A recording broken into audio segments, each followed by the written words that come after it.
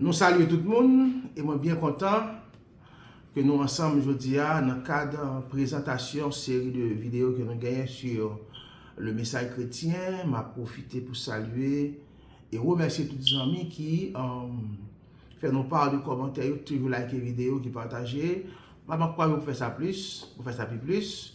Et m'a demandé où j'ai fait l'invitation maintenant pour aller sur page YouTube noire ou seulement sur YouTube écrit ministère fraternité et vous joindre normalement page là ou abonner avec lui pour augmenter le nombre d'abonnés qui permettent au fur et à mesure non aller plus loin. Déjà pas dans le cadre série de vidéos ça nous gagne sur le message chrétien. Nous avons trois canaux que les chrétiens gagnent pour véhiculer le message là. C'est le message verbal, le message visuel et le message vital. Je dis assez, et avant de rentrer dans le contenu même du message chrétien, notre troisième canal, je dis à savoir le message vital. Le message vital, c'est ce que vous êtes. Ce que vous êtes.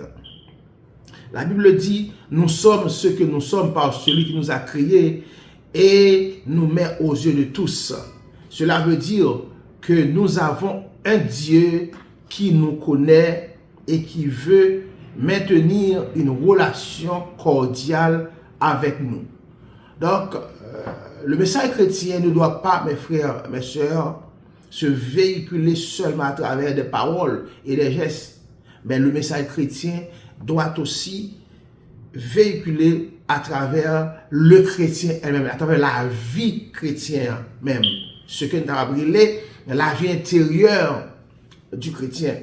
Donc, dire de belles paroles, faire de bonnes choses ne suffisent pas pour dire que nous sommes acceptables à Dieu. Mais nous devons mener une vie digne de notre position et de notre nouveau nom. Nous devons vivre dans le Seigneur. Et apôtre Paul dit dans Galates 2, et le verset 20 et 21, « J'ai été crucifié avec Christ.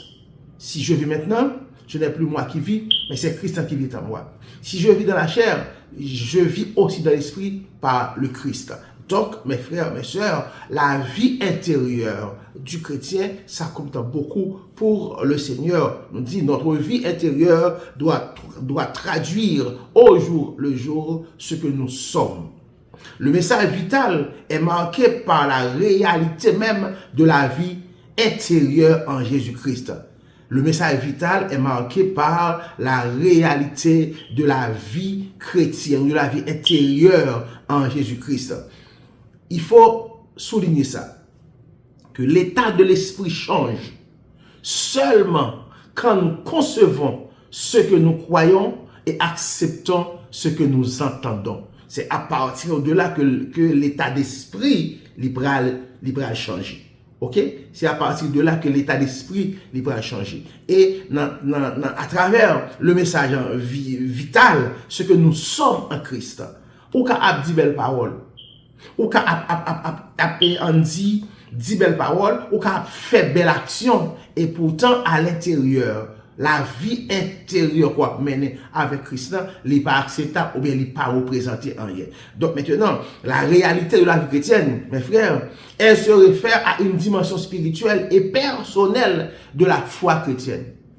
La réalité de la vie intérieure du chrétien en Christ se réfère à une dimension spirituelle et personnelle de la foi. La réalité chrétienne est centrée sur une relation profonde et authentique avec Jésus. La réalité de la vie chrétienne est centrée sur une relation profonde et authentique avec Jésus. Et maintenant, elle est marquée surtout par notre union avec Christ. C'est ce que l'apôtre Paul a dit dans Galates 2. J'ai été crucifié avec Christ. Si je vis maintenant, ce n'est plus moi qui vis. Donc, ça marque l'union du chrétien avec Christ. Non seulement la réalité de la vie chrétienne est marquée par notre union avec Christ, mais elle est marquée aussi par la transformation intérieure. Lorsque vous acceptez Christ, c'est pas attendre nous à une transformation extérieure. Lorsque la Bible a dit, si quelqu'un est en Christ, il est une nouvelle créature, c'est pas une transformation extérieure, c'est pas un autre caricature qu'on va gagner, c'est pas l'autre visage qu'on va gagner, mais c'est la vie intérieure qui va changer. Donc transformation, on dit la réalité de la vie chrétienne, est marquée par une transformation intérieure. Donc à l'intérieur, l'homme adamique, il vient changer de manière interne. Et maintenant, changement interne, c'est capable de produire, capable de traduire de l'extérieur à travers de belles paroles et de beaux actions, de belles actions, traduire comme ça, belles paroles, belles actions, mais c'est la vie intérieure là qui vous transformer. Donc nous dit, le message visuel est centré sur la réalité de la vie chrétienne, qui se réfère à une dimension spirituelle et personnelle de la foi chrétienne. Or, le chrétien qui se vit pour Christ, ou bien l'homme qui vit pour Christ, doit être en union avec Christ. Et l'homme qui vit pour Christ doit subir une transformation intérieure. Non seulement elle est marquée par l'union avec Christ, elle est marquée par une transformation intérieure, mais aussi on peut dire qu'elle est marquée par une communion personnelle. La vie intérieure du chrétien traduit sa relation avec Dieu. Et nous avons plus de monde qui a dit belle cause. Nous avons plus de monde qui a fait belle action. Mais est-ce que dans la réalité, vraiment, est-ce que vous connectez avec le Seigneur? Est-ce que la vie à mener, lui répond à un homme chrétien? Donc la vie intérieure en Christ implique une communion intime avec Dieu par la prière, par la méditation des Écritures, par la pratique des dires de Jésus. Cette communion se nourrit l'âme et renforce la foi. La communion intérieure, la communion intime avec le Seigneur, ça fait pour nous, il nourrit l'âme nous et il renforcer la foi nous. Donc, message là, il n'est pas seulement mes frères et mes sœurs, ou parler. Il n'est pas seulement faire l'action. Il y a des gens qui fait toute année, toute ville, la fait, la parler, la fait belle action. Moun ça toujours, mais pourtant, la vie que la menée pas répondre du tout à exigence spirituelle. Et en dernier lieu, il faut dire que la réalité de la vie chrétienne est marquée par une vie en esprit. Les croyants sont appelés à vivre selon l'esprit, ce qui signifie être guidés par les impulsions et les directives du Saint-Esprit. Lorsque le chrétien vit sous l'impulsion et les directives du Saint-Esprit, eh bien, ce chrétien-là mène une vie en esprit. La Bible a dit, monde qui cap marcher, cap vivre par l'esprit, il marche selon l'esprit. Maintenant, une fois qu'il marche selon l'esprit, les témoignages qui vont découler, il y a des témoignages venant du Saint-Esprit. Cela implique de cultiver les fruits de l'esprit.